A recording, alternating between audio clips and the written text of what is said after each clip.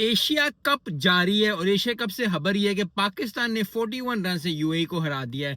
आज का दिन जरा थोड़ा सा बहुत क्या था वो, इमोशनल था इस लिहाज से क्योंकि बहुत लोगों को डर था और पाकिस्तान से यही था कि पाकिस्तान हार ना जाए, क्योंकि जब भी इस तरह की चीज़ें होती हैं, पाकिस्तान इंडिया से हारता है, इंडिया पाकिस्तान से हारता है, तो फिर लगातार दीगरे जो है इंडिया भी हारती जाती है और पाकिस्तान भी हार जाता है, तो बड़ा ज़्यादा जो था वो लोगों के दिलों में और दिमाग में जो थे वो कंफ्यूजन थी। लेकिन अल्लाह के हुक्म से, अल्लाह की रहमत से पाकिस्तान ने मैच जीत लिया है। पाकिस्तान ने 41 रन से मैच जीत लिया है।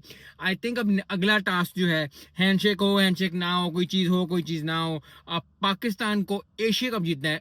प्राइज ऑन द जो है वो, आइज ऑन द प्राइज होनी चाहिए। तो आई होप कि पाकिस्तान अच्छा परफॉर्मेंस दे आने वाले दिनों में। अगला मैच जो है वो इंडिया के साथ है, तो देखते हैं क्या बनता है, लेकिन बहुत मुबारक हो पाकिस्तान टीम को मैच जीतने के लिए और सुरखरू होने के लिए।